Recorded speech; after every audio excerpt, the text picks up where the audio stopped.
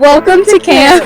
I'm your host, Jalen. And I'm your host, Sydney. And this is From Camp to Culture.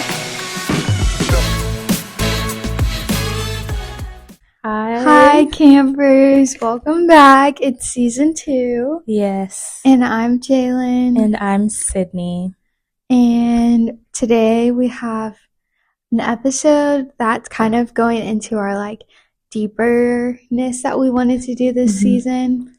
Yes. Do you want to introduce it? More serious topic.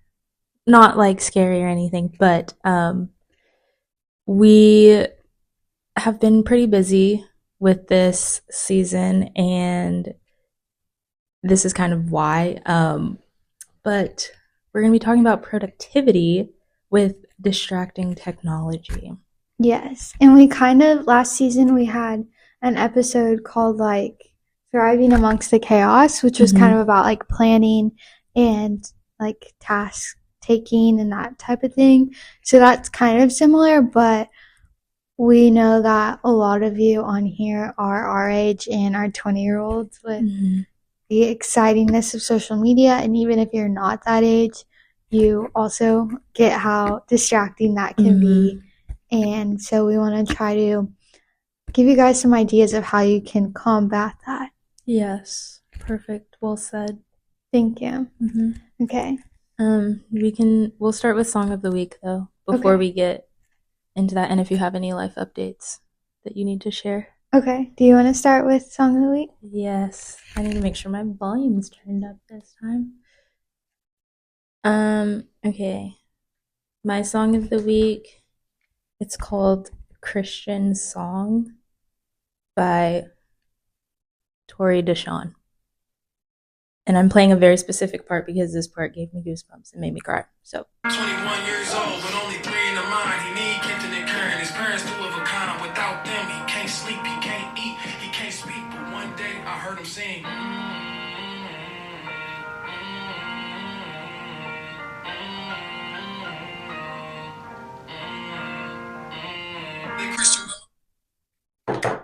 I will edit that so your eardrums don't blow out. But yeah, so it's a song, the guy rapping it or whatever knows this guy. His name is Christian and he's 21, but he has some, I don't know what is going on, but some disabilities. And so, like he said, he's 21, but only 3 in the mind. And he can't speak. And so that little part is kind of like the melody that he heard him sing, even though he can't speak. So I thought that was super cool. But yeah. I just read Archer's Voice. And so in that book, the male character has mutism. And so he's unable to speak at all. I think it was because he had an accident with his vocal cords. So he couldn't physically make sound. Maybe yes. But that was really eye-opening for me. Because sometimes with disabilities you just it's hard to treat them equally. Yeah. And they are equals, so it's just more difficult because they have something holding them back towards living a normal typical life. But there's ways to get around that. So in the book, the female role, it's a romance novel, so his love eventually knew sign language and he taught himself how to do or speak sign language, and so that's how they communicated and got over all of that. And he was she was really the first person other than his caregiver that was able to communicate with him. And then they fell in love. Such a good book. If you want to cry, read that book. And if you read it and you don't cry, I would like to talk to you because I want to know why you didn't. It was the first book that I've ever read that made me cry. See, everyone has to cry to that book. First and only so far. So I wasn't expecting to talk about that, but that was good timing. I did not plan that at all. Wow. Didn't think of that.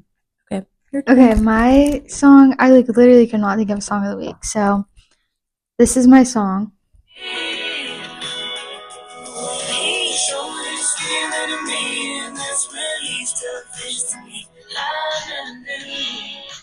To be honest, I don't really know the song that much. It's called Cowboys Cry Too, and it's with Kelsey Ballerini and Noah Kahan. And the reason why I chose that song was because she just came out with a new album called Patterns, and I haven't gotten to listen to the new album, but I'm sure it's good because she's a nice person. I feel like through social media, you can tell that she's like kind-hearted, and her and Chase Stokes are such a cute couple. They are very cute. I saw the video of him crying at the concert. They're just like so supportive, and they just need each other. You can tell. But anyways, I wanted to bring some pop culture into my song, so yeah. Do you have any life updates? Not really. I just want to draw attention. I really love your top. Oh, thank I don't know you. if it's like a sweatshirt. It's like a jacket, I It's think. cute. If you're watching. Yes, I was trying to be a more studious fit, and because we were talking professional and trying to prioritize your tasks. We want you to listen. So have the glasses on. Yes.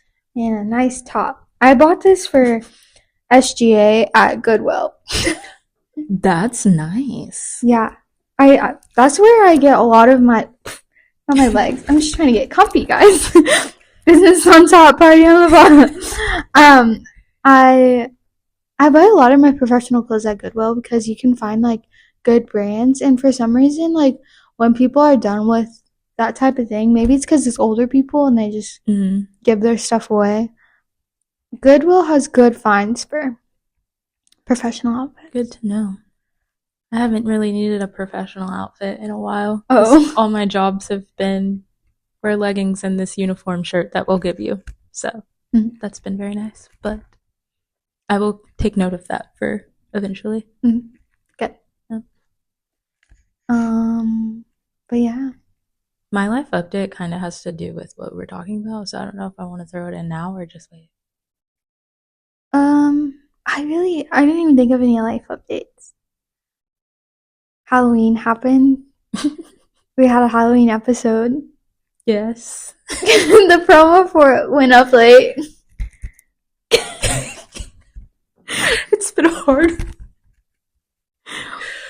We need more of what we're going to talk about in this episode. So just know that. Yeah. So when you eventually see this episode, maybe you can like binge watch. Yeah, 2 episodes at a time. Yeah. Just, some spooky season Halloween with guest star Salone. And then some productivity on top of that. Yeah. Yeah. We set this up for you. Have you made any good meals lately or had any good meals lately? Meals? Yeah. Wow. Or desserts. Oh, guys. I went to Trader Joe's and they have tiramisu in the freezer, and so I bought it. But I haven't eaten it yet, so stay tuned. Stay tuned. I've really been loving Trader Joe's. Like, loving. Fish sticks. Shockingly, I'm bringing them back. I haven't had fish sticks since I was a child. But I got some at Trader Joe's, yeah. Interesting. And then Janine made some homemade tartar sauce. Okay, that was and it was good.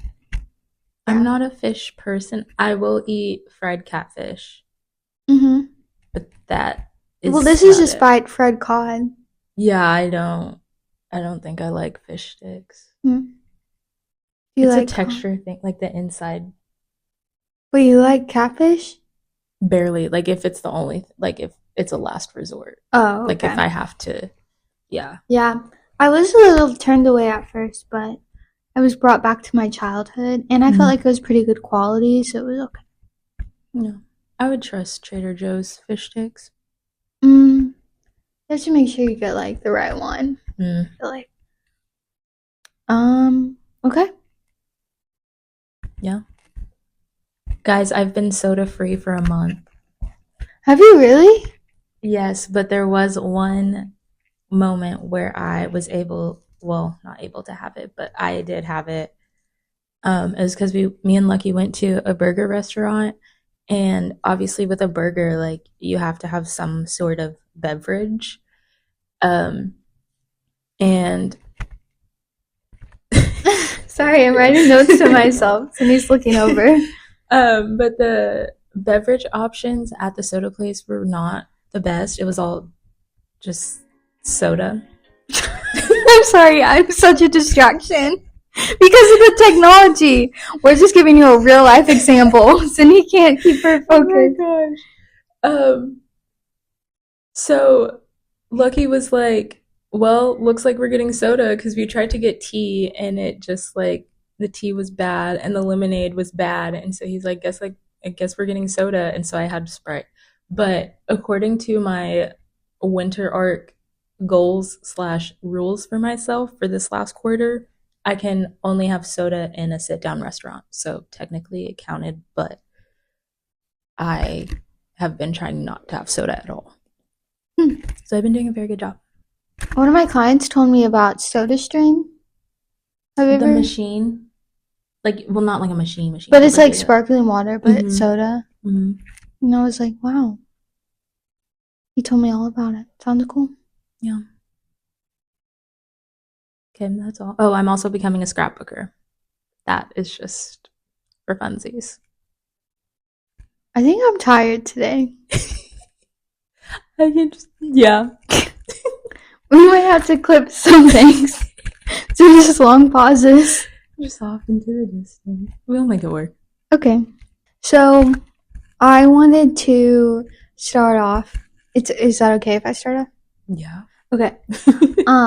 By explaining like why this is important to you, because I read this book called The Anxious Generation by Jonathan Haidt.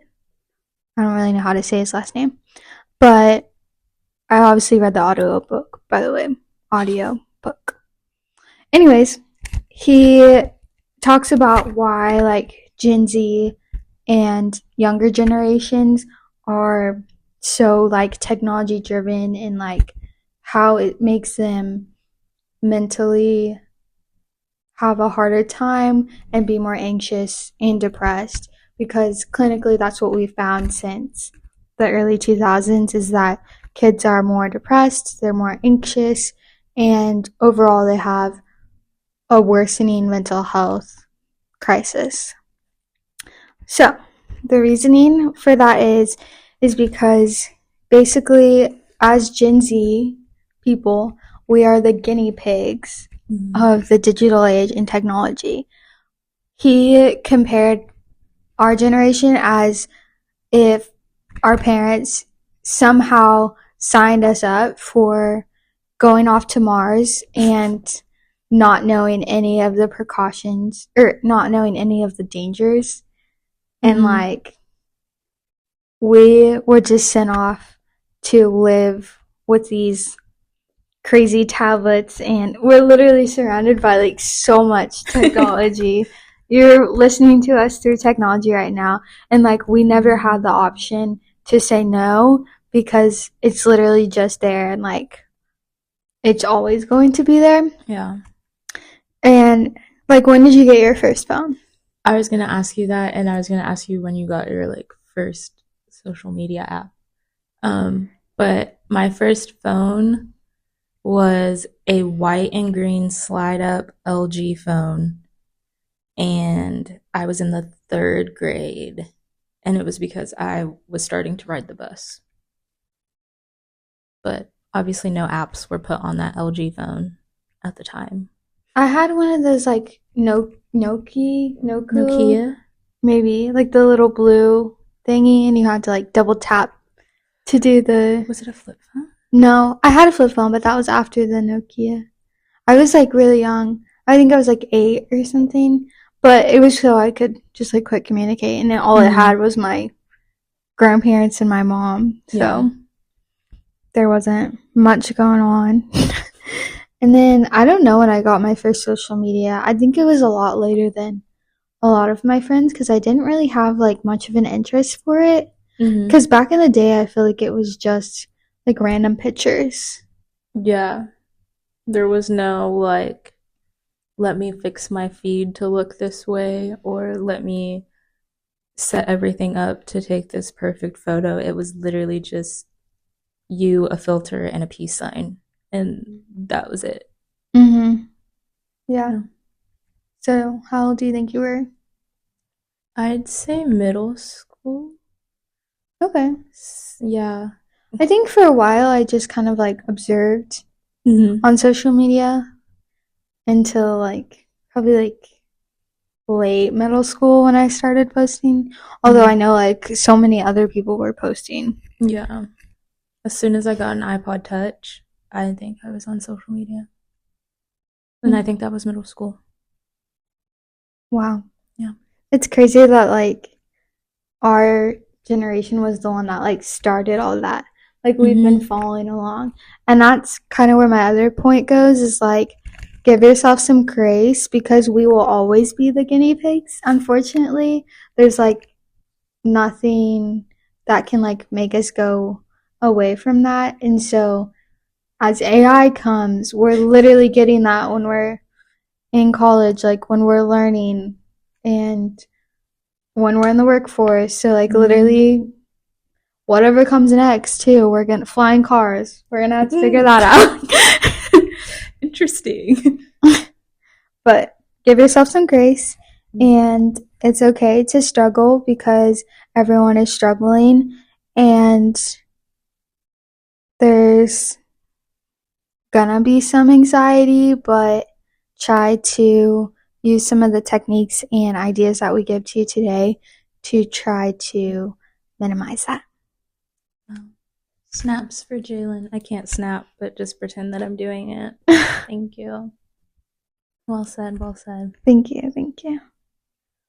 So that's kind of like an outline of why this is relevant to you and a tell-all that it's okay that you aren't productive sometimes, but that there's ways to make it better. Yes. And everyone's definition of productivity is different. True. It's I a think good that's point. very important to remember, especially for myself, because I feel like if I don't do as much in a day as someone else, then I'm not like I didn't do anything at all. But in reality, if I can just cross off one thing off my list, then that's still pretty productive. So just remember that. And some days may look different too. So you just give yourself grace, like you said. Mm-hmm. Do you want to start something or do you want me to go into? You had self-help books. Oh. I don't know what you wanted to do. Okay, well first I want to say something going off of you that you reminded me from whatever you just said is that recently like I've been struggling a lot with like finishing all the tasks on my to-do list and I've been seeing time doing the things as more valuable than completing the tasks. Like that's not always going to be a thing, but if I'm having a hard time like sitting down to do the task because I see it as being so daunting and like, oh, that's going to take so long. I'm not going to have time to do anything. I can be like, okay, I'm at least going to sit down for 30 minutes and I'm going to try to work on this for just a little bit. And the act of like sitting in front of your computer is so much more beneficial in most sense than like not, because you're gonna do something. Yeah. Even if you end up getting distracted opening YouTube or Instagram or Pinterest during your like study session or work session, even if you do that, you at least opened the computer, you're sitting in front of it, and you probably did a little bit of something beneficial. Yeah. So recently I've been using like timing instead of like task oriented. Yeah, that makes sense. That's good. My problem is once I start something, it's hard for me to put a stop on it and then try to do something else. Like I have to sit there and do the whole thing at once. I don't know why. I know I could do better, but I have to sit there and do the whole thing at once, and then I can move on to the next one. Right. I just feel too scatterbrained if I'm like, okay, 30 minutes of this and then 30 minutes of this. Well, that's the thing. Like, that's what I tell myself is, okay, if I can sit down for 30 minutes, most likely I'm not going to be there for just 30 minutes. Because if I start it, you're not stopping. Right. Yeah. Because once you're in that groove, I feel like a lot of times mentally you can tell yourself, okay, well, if I stop now, I'm not really going to. Like, you're on a groove, so you want to keep it up, so. Yeah. Like, I will not go to the bathroom. I will not eat until, like, I'm like, okay, that's your reward, is to get up and go to the bathroom. So you have to finish this before you can do that. Because I will get distracted very easily. I know that much. But you should try to. Well, yeah, if it's, like, urgent, I'll do it. But I, like, if I'm just like, oh, I think I might have to, like, go get a snack. I'm like, no. You don't have to. You just want to because you don't want to be doing this. I follow the 50-10 Pomodoro method recently, and they're putting their trash cans up. We're in the front room today. Anyways, so the 50-10, I feel like that's a longer one, and so I'm able to like do long, deep focuses. And then that 10 minutes comes like at a pretty good time. So I wrote that down, deep focus. And I put lock in all caps. So if maybe you could try the 50-10. Yeah. Because it is important to like get up and get moving, because for long term you might not be able to. Yeah, I get sleepy. Yeah. And it's good to get those snacks in too. Even if you don't think it is. I need to eat more, but that's another topic for another day. But yeah, going off of other books that I've been reading about this, because I've been doing this on my own kind of too, but also this episode. She got a gift, you guys. Yes, I have a gift. Goodreads, they have giveaways, and I enter them when I get distracted online. And I won one, and it's called The Art of Thriving Online, a workbook. And I kind of recommend this to everyone. I haven't actually done. Oh, she's so cute. The author is Amelia Knott. Oh, wait, she is cute. Oh, her glasses. You yes. Girl. And she is a psychotherapist that specializes in mental health and impacts of the hustle culture and social media. And I love that it's physical, because it allows you, it's a workbook, so I didn't get to look at this, you guys, so yeah, it's gonna allow you to get out and like physically write things that you would get the like endorphins from and dopamine through normal social media apps. Sorry, I'm like thinking and processing as I'm talking, so there's very much of a interweaving dialogue. But anyways, I highly recommend it. And anything kind of like this, like Cindy, if you want to find here, like this one's a reflect. So this prompt asks you to think about what you wanted to be when you grew up, and just like writing things out and how to find like accountability groups.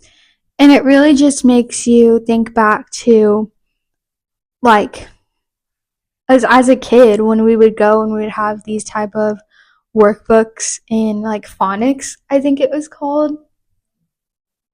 Alexa thought we were talking to her. Phonics, though, is that what it's called? Like when you write the alphabet? That's sounds. Wait. Yeah, I think phonics is sounds. Anyways, like I remember doing these type of workbooks, and they're good to kind of reshape your mind into remembering that productivity is about doing tasks and not about scrolling through and getting instant gratification. And it's going to be a time continuous flowing cycle. I'm really rambling, to be honest. But this is really cool. I'm Yeah. invested. I haven't done it yet, but I need to do a few of these and I'll give you guys some updates next time. Oh my gosh, those are her glasses. Yes. It's so fun. I can't wait to do this. So that's The Art of Thriving Online, a workbook. I also read, so I've really been into self-help books.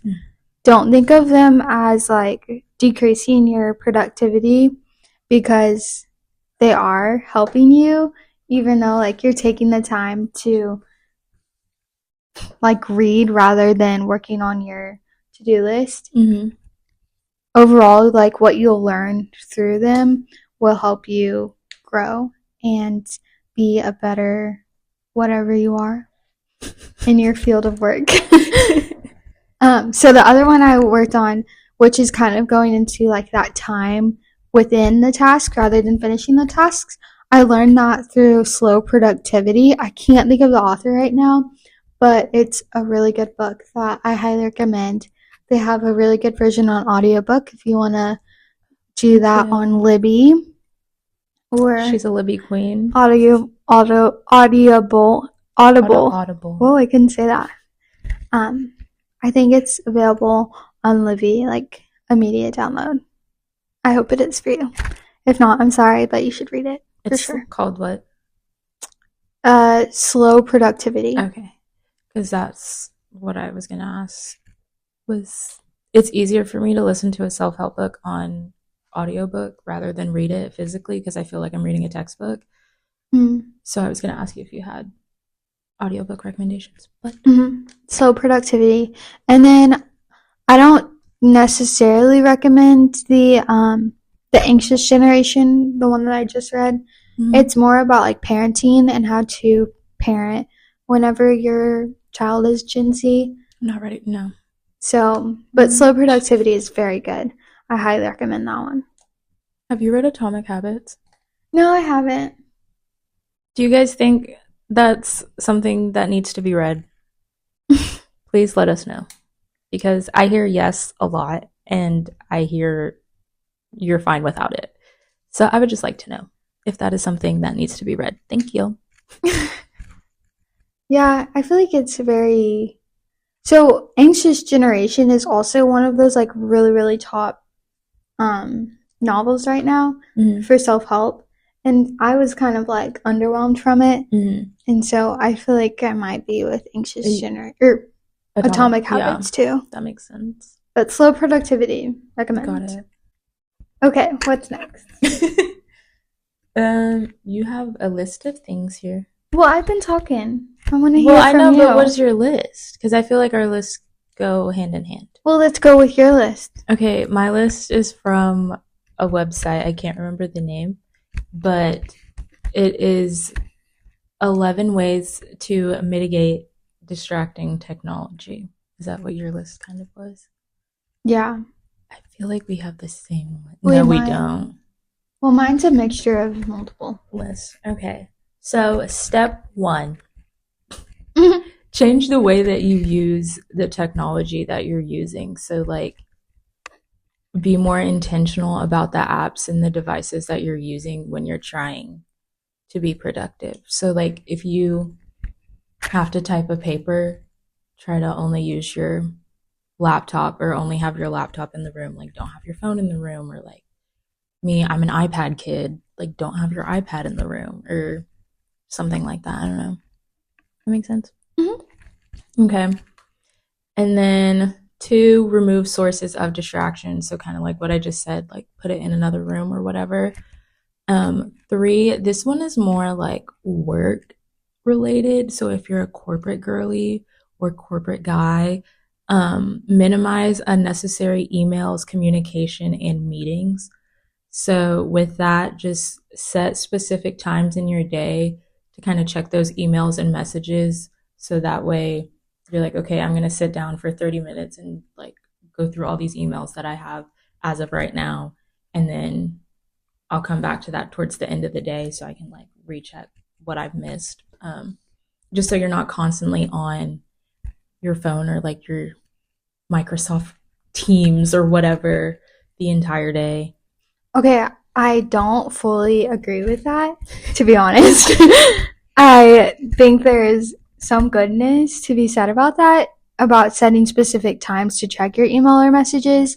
Um, but unfortunately, in most fields, you do need to be responsive the entire Well, yeah, day. but not like excessive, like with what but you were like saying. when it builds up over time, like Yeah. having a good chunk of your morning specified towards like sending those email, doing those yeah, deeper tasks, and then yeah. I think what this was saying was more of like, okay, can you condense everything that you have to say in one message and send it rather than sending it once and then waiting for a reply and then sending it again, like even like a be more Yeah. productive with your time and their time. Yeah, Mhm. I think that's what that was more focused to. Because yeah, I know if you're a corporate person, you have to be in the emails all day long, but just be mindful of how you're doing that and like how long you're doing it and other people's time as well.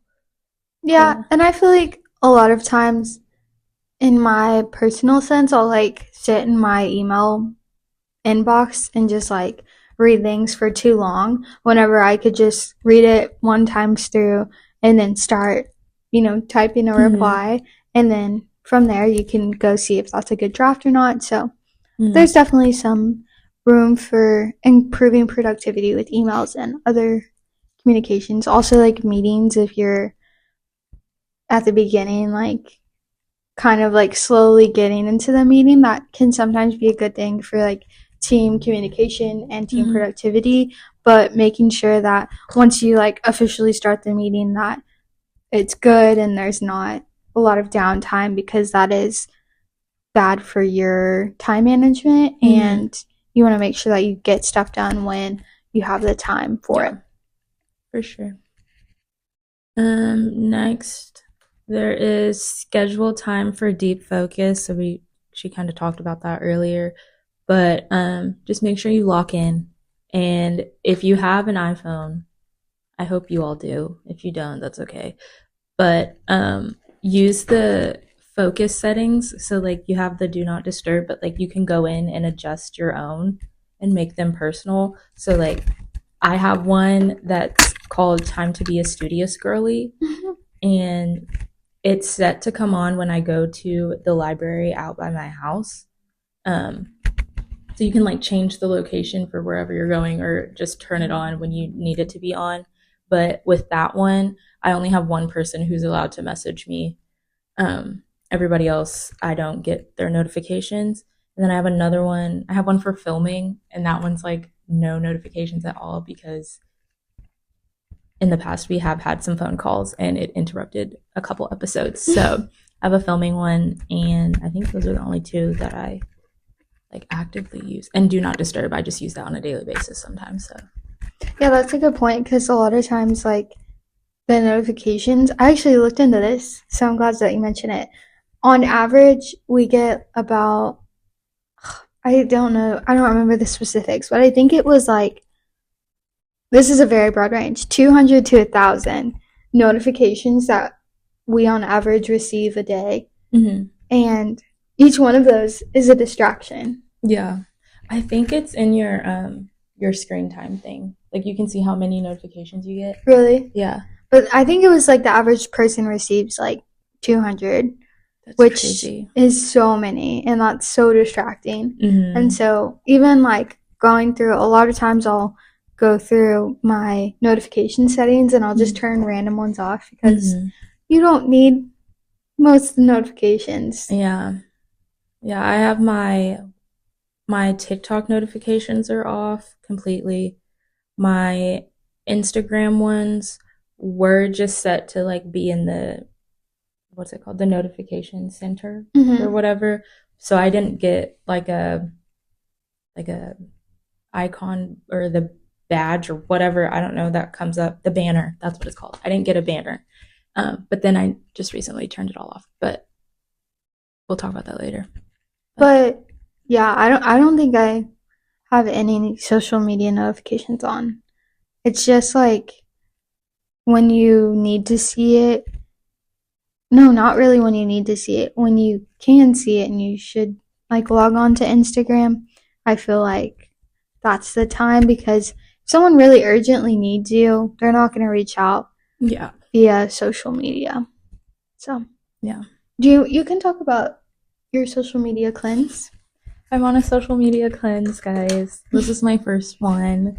But so when we talk about productivity and distracting technology, I feel like the main source is social media. Mm-hmm.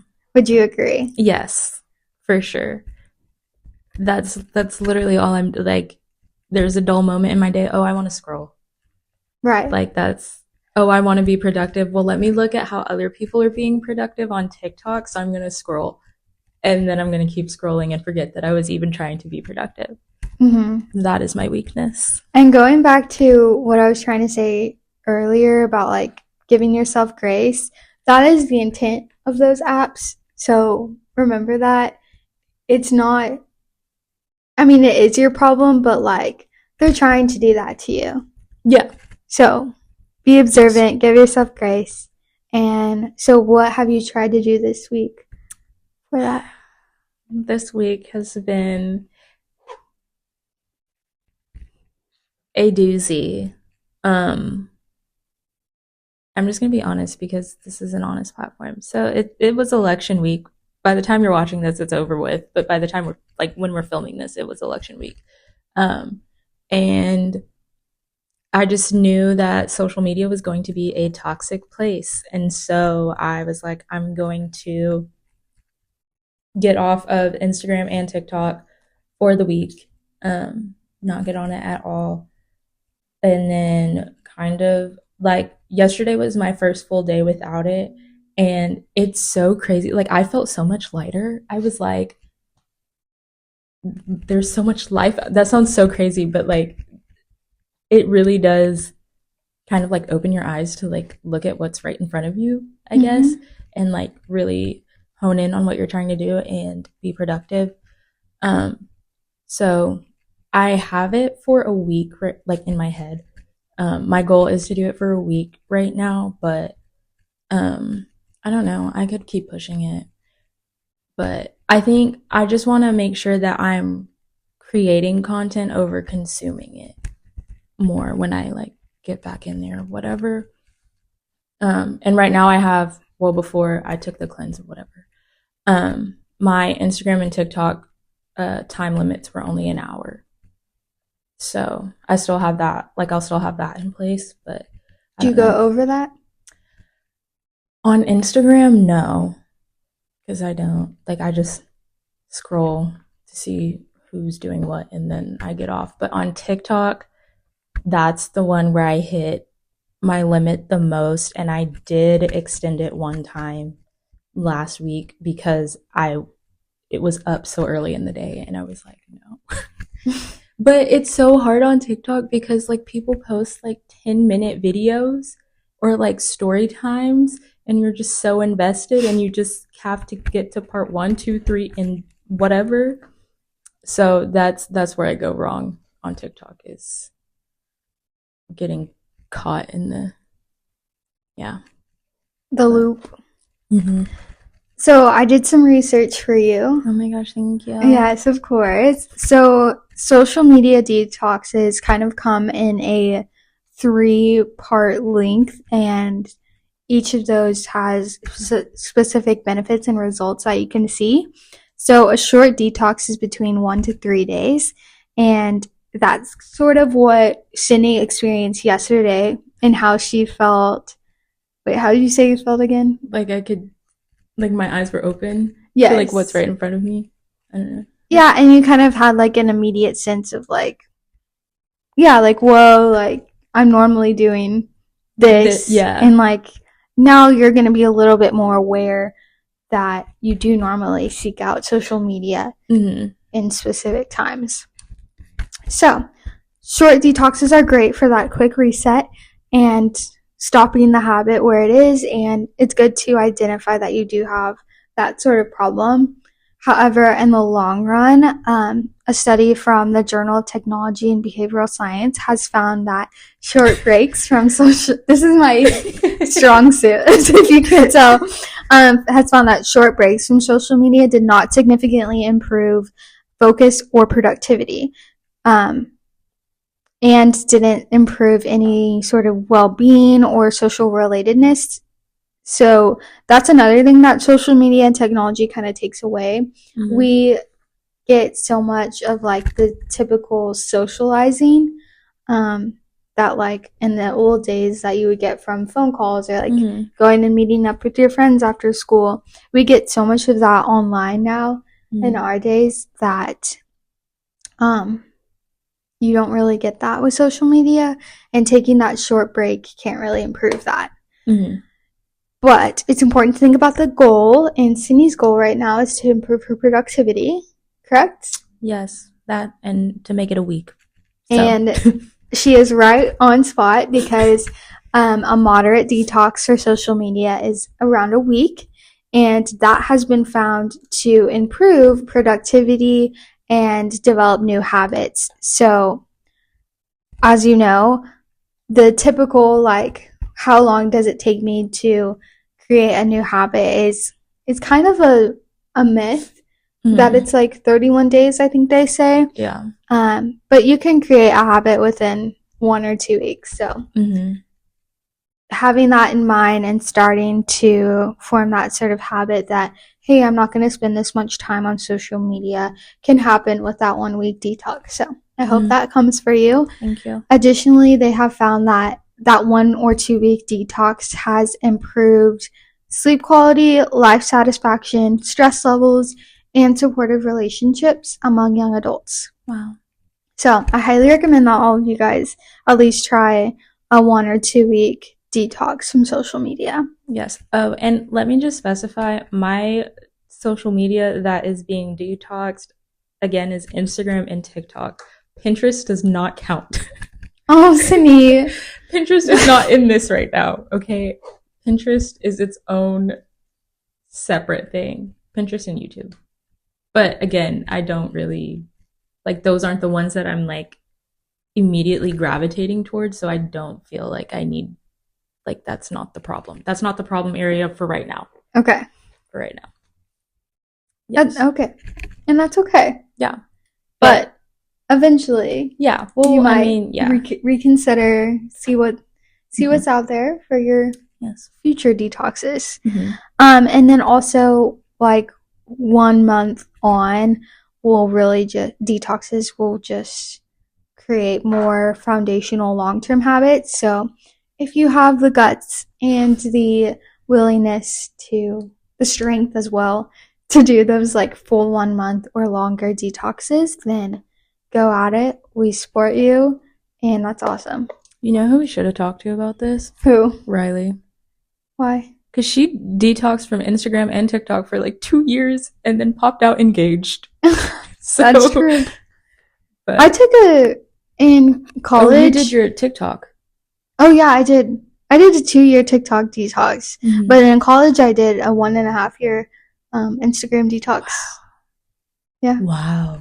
It's crazy how much when you're doing it, you don't notice that it's there. Like, you know, people are talking about it, but it's really not as like world revolving as you think about it when you're like in the app and you're scrolling through and you're like, no way. Like, what happened in part 3? I don't know. We gotta find out. Yeah. Yeah. I want next year in 2025, as it's quickly approaching, I want to at least do like this 1 week thing like once a month. And I do want to try a month and see how I do. For what? The detox. Oh, okay. But yeah, that's for next year. We'll wait. And honestly, if I'm just vibing without Instagram and TikTok right now, come this time next week, who knows? I could keep doing it. I don't know. But we'll see. I have one more thing. Okay, so I use this app on my laptop because a lot of times we talk about the things that you can do on your phone to limit screen time and social media, that type of thing. Mm-hmm. On your laptop, there's this add-on for the internet called Stay Focused, and I highly recommend it. I used this when I started in college, and you can like limit specific websites. So I used to only have Instagram on my laptop, which sounds crazy that I had access on my laptop, but I had this Stay Focused system on it. So at 5 minutes throughout the day, if I had like built up to 5 minutes on Instagram, then it wouldn't let me. I do this for Pinterest too, because Pinterest is bad, even though it's a social media app. But it would stop you, and it like literally wouldn't let you see the website no matter what you did. Obviously, like sometimes I have YouTube videos that I need to watch for school. You can go through, and it's a longer process than like with the Apple screen time limiting. You don't just go doop doop, I want more time. Yeah. Like it's a longer process, so it's a good thing to try out. It's called Stay Focused. Just a little internet extension. Highly recommend. Sweet. I also think that like with the Pinterest and the YouTube, that if I get it off of my phone, then I'll be fine. Like I'm not gonna use it on my, like on anything else. Does that make sense? If you do it on your phone? Like I use Pinterest more on my phone than anything else. Okay. So like when I work up to getting off Pinterest, if that ever happens, I don't think it will, but like I would start, like my first milestone would be like deleting it off my phone. That way it's only on these two things, because I have to start small. That's another thing. You don't have to like jump into deleting everything you've ever owned like right away and do it for a whole year. Like, no. Good point. Yeah, gradual can help too. Mm-hmm. And I think that is a good starting point for me, because I have my phone, my iPad, and my laptop, and all of those can have all the apps that I'm trying not to be on. So starting with my phone, because that's the one that's on me the most. Because like I can't pull my iPad out at the gas station and start scrolling. You could. If I really wanted to, I would, but no, I'm not going to do that. But yeah, just start small, or with whatever you're comfortable with. Yeah. Do you have anything to add, or do you? Mm-hmm.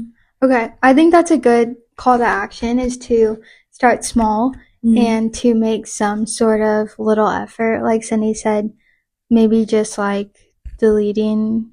Like this week, I deleted TikTok, and that's my cleanse. Cindy deleted TikTok and Instagram. And you know, we'll see if I want it back again. I took a whole year off at one point, so yeah. I might not be back TikTok, but we'll see. Yep. I told my immediate circle, if you have something that's super funny that I need to see, you can screen record it and send it to me. And that's it. So yeah. I hope this is definitely a more focused episode, and that's what we wanted it to be, and I hope you guys can benefit from it. Let us know if you have any questions, or we can help you guys out with anything, and if you have ideas. Yeah, share your tips if you have any that we didn't talk about. We'd love to read those, see those, hear and those. Share them with each other. It's all a group process. All the campers. We're all in this together. Yay! Bye. Love you.